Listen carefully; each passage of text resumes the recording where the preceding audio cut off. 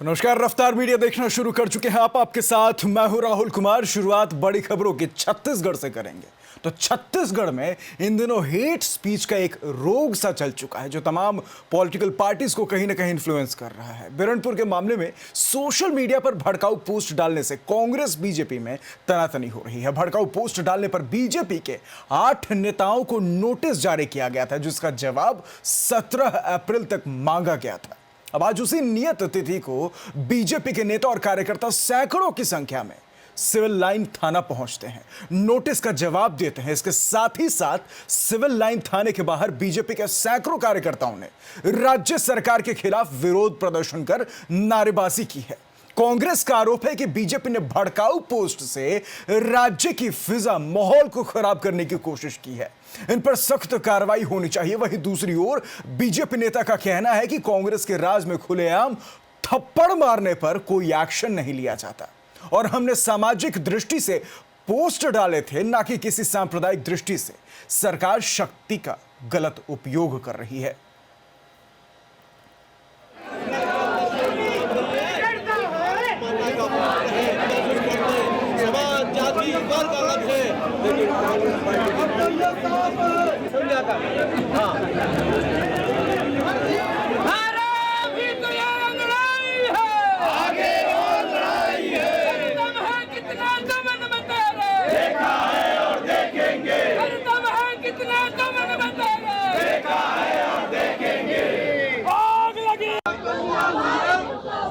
देखिए, पिछले 13 तारीख को भारतीय जनता पार्टी के कार्यकर्ताओं के ऊपर, पदाधिकारियों के ऊपर सुनियोजित ढंग से छत्तीसगढ़ की सरकार ने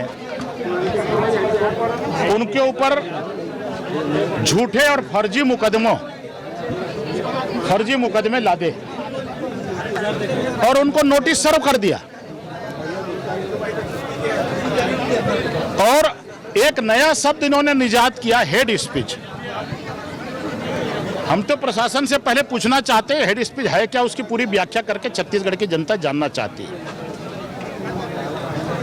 हमारे लोगों ने सोशल मीडिया में व्यवस्था के खिलाफ लिखा है, किसी व्यक्ति के खिलाफ नहीं लिखा। भारतीय जनता पार्टी के नेताओं ने कानून हाथ में लेने का काम किया है, सोशल मीडिया में भड़काऊ पोस्ट डाल के प्रदेश की फिजा खराब करने का काम किया है, प्रदेश में दंगा भड़काने के लिए गलत तथ्यों को सोशल मीडिया में डाल के दुष्प्रचार करने का काम किया है। ये गंभीर अपराध है। उनके खिलाफ पुलिस में तहरीर दी गई है, पुलिस ने उनको जवाब देने के लिए नोटिस दिया है। तो संगठित होकर जाके दबाव बनाना चाहते हैं। आपके संगठित होकर जाने से या एक राजनीतिक दल के सारे कार्यकर्ताओं के एकत्र होकर जाने से आपके अपराध की गंभीरता कम नहीं हो जाती है। एक राजनीतिक दल के नेता कार्यकर्ता होने के नाते जो समाज के प्रति आपका कर्तव्य है, भारतीय जनता पार्टी के नेताओं ने न सिर्फ उसका उल्लंघन किया है, बल्कि बिरनपुर के मामले के बाद में प्रदेश भर में दंगा फैलाने के लिए सुनियोजित तरीके से षड्यंत्र करके सोशल मीडिया में पोस्ट किया है। तो दरअसल छत्तीसगढ़ में बिरनपुर के मामले में एक नया सियासी मोड़ ले चुका है। दोनों ही राजनीतिक पार्टियां जो है एक दूसरे के आमने सामने खड़ी हो चुकी हैं। अलग अलग मामलों में चुनावी उद्देश्यों को कहीं ना कहीं भुनाने में लगी हुई हैं। अब देखना यह होगा कि क्या छत्तीसगढ़ की जनता सांप्रदायिक दृष्टिकोण से आने वाली सत्ता चुनती है या फिर प्रदेश के विकास लाने वाली सत्ता को चुनती है। यह चुनाव का परिणाम बताएगा। पर फिलहाल इस हेट स्पीच के रोग पर हमारे साथ चर्चा करने के लिए कांग्रेस से सत्यप्रकाश जी जुड़े हुए हैं और बीजेपी से राजीव जी जुड़े हुए हैं फोन लाइन पर। तो सबसे पहले तो आप दोनों का रफ्तार मीडिया पे बहुत बहुत स्वागत है। और जो मेरा सबसे पहला सवाल है वो बीजेपी से, राजीव जी आपसे है। आप लोगों से जवाब मांगा गया था 17 अप्रैल को। कायदे से यह बनता था कि जो भी दोषी थे, 8 लोग दोषी थे, उन्हें जाकर जवाब दे देना चाहिए था। ये इतना बड़ा मास लेकर इतने सारे लोगों को ले जाकर के विरोध प्रदर्शन करके बीजेपी क्या साबित करना चाहती है? राजीव जी। जी जी जी जी हाँ, ये भयावह का तरीका है जी। भारतीय जनता पार्टी ने बिरनपुर के घटना पे ये कहा कि छत्तीसगढ़ को मिनी पाकिस्तान बनाया जा रहा है। जैसे पाकिस्तान में अल्पसंख्यकों को डराकर धमकाकर उनकी बेटियों से शादी की जाती है, उनको अगवा कर लिया जाता है और वहाँ की पुलिस प्रशासन मौन रहती है। ठीक उसी प्रकार बीरनपुर में भी जो वहाँ के लोग थे, वहाँ के एक कम्युनिटी के बच्चियों का लगातार शादी हुआ, फिर उनको डराया धमकाया गया और पुलिस के साय में ये सब घटना हुआ, तो उसकी तुलना मिनी पाकिस्तान से की गई, कहीं गलत तुलना नहीं की गई। लेकिन प्रशासन के द्वारा, भूपेश बघेल जी के सरकार के द्वारा ये दिखलाना, नोटिस भेजना, भया दोहन करना, ये दिखलाता कि हम पुलिस के साथ मिलकर राजनीतिक साजिश करके विपक्ष को डराएंगे, धमकाएंगे, पुलिस चार्जशीट करेंगे, तो हम डरने वाले नहीं है। तो हम सारे लोग जाकर हमने धरना दिया कि हमारे खिलाफ ही रिपोर्ट लिखिए, हम भी इस बयान के समर्थन में है। तो ये पूरी तरह से ये दिखलाता है कि भारतीय जनता पार्टी न भूपेश बघेल की कचहरी से डरती है, ना पुलिस से डरती है। जितना भी हमको दबाने की कोशिश करेंगे, हम सड़क पर उतर के संसद से सड़क तक और सदन तक हम लड़ाई लड़ेंगे। बिल्कुल बिल्कुल राजीव जी, सत्यप्रकाश जी आप तमाम बातें सुन रहे हैं राजीव जी की, सीधे तौर पर कह रहे हैं कि हम छत्तीसगढ़ की सरकार से डरेंगे नहीं, छत्तीसगढ़ सरकार की ये जो पूरी कानून व्यवस्था है उससे हम डरने वाले नहीं है। ये सीधे तौर पर खुली चुनौती दे रहे हैं कि हेट स्पीच, जिस पोस्ट को आप तथाकथित रूप से हेट स्पीच कह रहे हैं, हम उसका समर्थन करते हैं, हमें तमाम कार्यकर्ताओं को गिरफ्तार करो। लेकिन सबसे अहम मुद्दा यह है सत्यप्रकाश जी, ये मुख्यमंत्री को भी बीजेपी कहीं ना कहीं निशाने पर ले रही है। सीधे तौर पर बीजेपी का यह कहना है कि मुख्यमंत्री पूरे मामले में दोहरा मापदंड अपना रहे हैं, बजाय इसके कि तमाम जो दोषी हैं उन पर कार्रवाई की जाए, ये बीजेपी को टारगेट कर रहे हैं। सत्यप्रकाश जी 70 सालों में ये ऐसा कभी नहीं हुआ कि सुप्रीम कोर्ट को टिप्पणी करनी पड़ी है हेट स्पीच के बारे में। सबके सामने सुप्रीम कोर्ट ने बोला कि धर्म और राजनीति मिला के नहीं करनी चाहिए। इतने सालों में कभी सुप्रीम कोर्ट ने नहीं बोला। ये 2014 के बाद ऐसा क्या हुआ, पहली बात।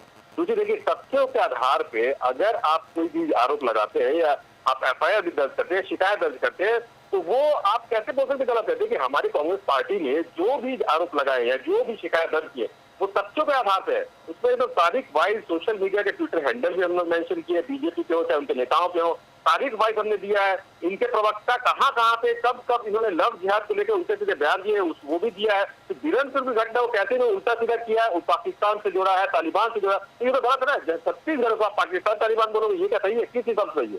पहली बात। दूसरी देखिए, इनके जितने भी आरोप लगे हैं, आज इन्हें जितने भी आरोप लगा है, जिन नेताओं के ऊपर लगा, हमारे कांग्रेस पार्टी के मंत्री के ऊपर, बिना आधार के जनहित के मुद्दे उठाना, जनहित के सवाल के मुद्दे उठाना, उसमें कहाँ से एक चीज हो जाता है। देखिए, मैं 2-4 नाम बतलूंगा। इन्होंने कवासी लखमा जी के ऊपर लगाया है, तो जो राजभवन है संविधान के तहत नहीं आता है, उससे अगर आप जनहित का कोई बिल है उसके बारे में पूछ नहीं सकते, जरूर पूछ सकते हैं। 153 और 200 की प्रक्रिया ये कहती है। फिर उससे हमारे अमरजीत भगत जी है, जो एक और मंत्री है, उनके ऊपर उन्होंने बोला है भाई 15 साल उनकी सरकार थी, नान घोटाला हुआ, खान घोटाला हुआ है, पनामा पेपर्सनामा ये क्या छिपा हुआ है, ये सबके सामने। उसके बारे में जनता कुछ जानना चाहती है तो क्या गलत है?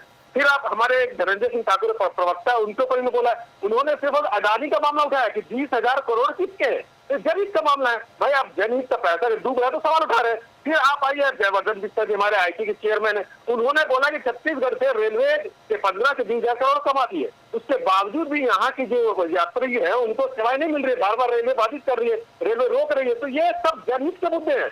अगर जनहित के मुद्दे उठाना है तो किस हिसाब से भाई आप एक बीच में आया था, तो सरासर इनके पास मुद्दे नहीं है। एक घूम फिर के ऐसे मुद्दे बनाने की कोशिश करते हैं, ऐसे आधारहीन, कि बस राजनीति चलती रहे किसी तरह, क्योंकि मुद्दे नहीं यहाँ पे। हमारी कांग्रेस पार्टी ने जो भी लगाया उसमें तारीख वाइज दिया, हमने आधार के साथ दिया, तो साफ दिख रहा है कि इनका कोई मुद्दे नहीं है, सिर्फ और सिर्फ नौटंकीबाजी चल रही है। सत्यप्रकाश जी, कहीं ना कहीं आप बहुत बड़ा स्टेटमेंट दे रहे हैं कि नौटंकीबाजी चल रही है। राजीव जी, कहीं ना कहीं आप सीधे तौर पर यह भी समझ रहे होंगे कि कांग्रेस आपके इस पूरे विरोध प्रदर्शन को नौटंकी से ज्यादा कुछ नहीं मानकर चल रही है। तो कुल मिलाकर तमाम तरह के मुद्दे आपके पास थे। आप घर आवास वाले मुद्दे को लेकर आप विरोध प्रदर्शन कर रहे थे, बेरोजगारी मुद्दा आपके पास था, आप तमाम तरह के मुद्दे उठा सकते थे। ये हेट स्पीच के नाम पर इस तरीके से विरोध प्रदर्शन करना, हंगामा करना, सीधे तौर पर कांग्रेस का आरोप है कि आप धार्मिक गोलबंदी करने की कोशिश कर रहे हैं। राजीव जी, कांग्रेस के नजरिया से राजनीति नहीं होती है, राजनीति होती है देश काल वातावरण और मुद्दों पर। तो आज जो ये मुद्दा है कि जिस प्रकार से कांग्रेस पार्टी बस्तर में खेल खेल रही है, वहां पर निरीह आदिवासियों के ऊपर आक्रमण करती है चर्च के इशारों पर, और वहां पर दूसरी तरफ बीरनपुर जैसी घटना जहां 2 महीने से तनावपूर्ण स्थिति थी और कांग्रेस के नुमाइंदे चुपचाप रहे, कांग्रेस के मंत्री जी चुपचाप रहे, चुपचाप तमाशा देखते रहे। वो धार्मिक ध्रुवीकरण कांग्रेस पार्टी करती है। अब चूंकि वहां पे जो ओबीसी वर्ग है, थी, यहाँ पर आए और हमारे ऊपर हमारी हत्याएं हो रही है, उस घटना घटना को देखे। उस घटना को देखने के बाद हम चुपचाप नहीं बैठ सकते। हम कांग्रेस के इशारे पर अपनी राजनीति तय नहीं करेंगे। हमारी राजनीति तय होगी जो जनता कहेगी, और जनता की मांग है कि छत्तीसगढ़ में देहात गढ़ चल रहा है, छत्तीसगढ़ में शराब गढ़ चल रहा है, छत्तीसगढ़ अपराधियों का गढ़ बन चुका है, और अपराधियों के गढ़ को छत्तीसगढ़ की सरकार संरक्षण देती है। जिस प्रकार लालू यादव जी देते थे 15 साल तक बिहार में, उसी प्रकार का जंगल राज छत्तीसगढ़ में चलाना चाहती है। हम उस जंगल राज के खिलाफ लड़ेंगे, और कितनी भी रिपोर्ट कर दे, FIR कर दे, रासुका लगाने की कोशिश करे, हम डरने वाले नहीं है, हम लड़ाई करेंगे। लेकिन राजीव जी, जब राहुल गांधी को लेकर कांग्रेस विरोध प्रदर्शन करते सड़कों पर उतरती है, आप उसे सीधे तौर पर, मतलब एक तरीके से आप उस पर सवाल खड़े कर देते हैं। आप कहते हैं कि कानून व्यवस्था के खिलाफ जाके ये विरोध प्रदर्शन कर रहे हैं, और जब आप विरोध प्रदर्शन करते हैं तो आप भी तो वही चीज कर रहे हैं ना, आप भी तो मुख्यमंत्री के खिलाफ सवाल उठा रहे हैं। मुख्यमंत्री के कहीं ना कहीं जिस तरीके से कार्रवाई हो रही है, आप मुख्यमंत्री की शैली पर सवाल उठा रहे हैं। हमारा विरोध प्रदर्शन तो है ही है। कुछ लोगों को जिस प्रकार से उनके फेसबुक पोस्ट पर और उनके ट्विटर अकाउंट के पोस्ट को डरा कर, धमका कर नोटिस। राजीव जी मैं आपको एक बार फिर से समझा दूं, कहीं ना कहीं आप अपने विरोध प्रदर्शन को बिल्कुल सही तरीके से जस्टिफाई कर रहे हैं। दूसरी तरफ जब राहुल गांधी के मुद्दे को लेकर कांग्रेस सड़क पर उतरती है, आप उस विरोध प्रदर्शन को सीधे तौर पर उस विरोध प्रदर्शन पे सवालिया निशान खड़े कर देते हैं। तो आपके विरोध प्रदर्शन पे सवालिया निशान क्यों नहीं खड़े होने चाहिए? नहीं, देखिए, राहुल गांधी जी विरोध प्रदर्शन करते हैं, वो तो सीधे कहते हैं कि कम्युनिटी को वो गाली बकते हैं। हमारा विरोध प्रदर्शन इसलिए था कि हमारे विरोध प्रदर्शन में हमको टारगेट किया जा रहा है कि आप फेसबुक पोस्ट मत करिए, आप सरकार का गुणगान करिए। हम क्यों करेंगे? जो गलत बातें हैं, हम सोशल मीडिया हो, टीवी मीडिया हो, या कोई भी अन्य प्लेटफॉर्म पर हम अपनी बात कहेंगे। और राहुल गांधी जी जो कह रहे थे वो लोकप्रियता हासिल करने के लिए कह रहे थे, और हमारी बात जो है, हम एक कम्युनिटी को, जिस प्रकार राहुल गांधी ने वहाँ ओबीसी वर्ग को टारगेट किया, छत्तीसगढ़ में ओबीसी वर्ग को टारगेट किया जा रहा है, उसके खिलाफ हम मैदान पर हैं। और हालांकि देखिए, स्वतंत्र है, राहुल गांधी जी भी स्वतंत्र है, वो प्रदर्शन करें, और हम भी स्वतंत्र हैं। ये हमारी संवैधानिक बाध्यता है, हमारी संवैधानिक इच्छा है, हम कर सकते हैं। बिल्कुल सत्यप्रकाश जी, आपने तमाम तरह से राजीव जी की बातें सुनी है, तो सीधे तौर पर कह रहे कि ये लोकतंत्र है, यहाँ पर कोई भी विरोध प्रदर्शन कर सकता है। क्या कुछ कहेंगे सत्यप्रकाश जी? देखिए राहुल जी, सबसे पहले मैं वीरनपुर घटना बोलूंगा। इन्होंने बोला हमारी सरकार, मुख्यमंत्री जी ने अपील की शांति बनाए रखने के लिए, मंत्रियों ने अपील की, नेताओं ने अपील। इनके किस नेता ने अपील की शांति बनाए रखने के लिए? उल्टा जब इनके प्रदेश अध्यक्ष वहां जाते हैं तो भीड़ लेके जाते हैं और वह उग्र प्रदर्शन करवाते हैं, तोड़फोड़ करवाते हैं, आगजनी करवाते हैं। जब छत्तीसगढ़ बंद कर नौटंकीबाजी करते हैं, तब स्कूलों के ऊपर हमला करवाते हैं, कांच उड़वाते बसों के, बस स्टैंड में जाकर हमले करते हैं यात्रियों के ऊपर। ये किस हिसाब से लोकतांत्रिक तरीका होता है ये अपना प्रदर्शन करने का? तो ये साफ दिखाता है कि ये एकदम फ्रस्ट्रेट हो चुके हैं कि इनको किसी भी तरह से जनता के बीच में मैसेज जाना चाहिए कि हमारे जो कांग्रेस की सरकार है वो कहीं ना कहीं विफल हो चुकी है। मगर देखिए, मैं खुद एक रिपोर्ट के हिसाब से बता रहा हूँ, होम मिनिस्ट्री से अभी कुछ दिन पहले रिपोर्ट आई है, जिसके मुताबिक 70% कानून व्यवस्था पिछले 15 साल के मुकाबले में यहाँ सुधरी है। तो ये साफ मैसेज जा रहा है कि यहाँ पे छत्तीसगढ़ में कानून व्यवस्था है, छत्तीसगढ़ में सरकार है। इनके जो हालात है वो इतने निम्न स्तर के हो गए हैं कि इनको जो वीरनपुर में घटना हुई है, लाशों के ऊपर इनको राजनीति करने की जरूरत पड़ रही है। हालात इतने इनके खराब हो चुके छत्तीसगढ़, मुद्दे नहीं है, लाशों के ऊपर हो गए, बच्चों के ऊपर हो गए, स्कूल में जाकर के हंगामा करना, इस तरह की राजनीति चाह रही है। मगर ये हो नहीं सकता, यह कानून का राज है। और आज जो इन्होंने किया सिर्फ और नौटंकीबाजी, जैसे मैंने बताया कि इनके जो आधार है वो तथ्यहीन है। जनहित के मुद्दे उठाना है, यही तो है, जनहित के मुद्दे उठा नहीं पा रहे हैं। अगर ये खुद विपक्ष में जनहित के मुद्दे नहीं उठा पा रहे तो इसमें इनकी विफलता है। सरकार इससे बदले कैसे काम कर रही है? आपके पास इससे मुद्दे हैं, जैसे आपने कहा इन्होंने प्रदर्शन किया, भाई यहाँ पे कोई रोक टोक नहीं है, प्रधानमंत्री आवास के लिए प्रदर्शन किया, वो और भी प्रदर्शन किया अभी कुछ दिनों में, पिछले 4 साल में तो हुआ नहीं थे। मगर जो चुनाव आ गया तो नौटंकी करने के सड़कों को कर रहे हैं। मगर उसके साथ भी जब प्रधानमंत्री आवास के लिए प्रदर्शन किया, उसमें भी तोड़फोड़ किया, पुलिस के साथ गलत व्यवहार किया, छत्तीसगढ़ बंद की जो उन्होंने नौटंकीबाजी की उसमें भी किया। तो सरासर निम्न स्तर की राजनीति चल रही बीजेपी की। बस यहाँ मुद्दे नहीं, हमारी सरकार अच्छा काम कर रही है और वापस विधानसभा चुनाव में हमारी सरकार आएगी। बिल्कुल, शुक्रिया सत्यप्रकाश जी हमारे साथ जुड़ने के लिए, शुक्रिया राजीव जी हमारे साथ जुड़ने के लिए। तो दोनों ही गेस्ट अपने अपने स्टैंड पर कायम है। सीधे तौर पर बीजेपी का कहना है कि सरकार, छत्तीसगढ़ सरकार, भूपेश सरकार जो है दोहरा मापदंड अपना रही है, तुष्टीकरण की राजनीति कर रही है। तो कांग्रेस का सीधे तौर पर बड़ा आरोप यह है कि छत्तीसगढ़ में बीजेपी के पास मुद्दे नहीं है, इसलिए बेमतलब के मुद्दे, नफरती मुद्दे पैदा करने की कोशिश चल रही है, धार्मिक गोलबंदी करने की कोशिश चल रही है।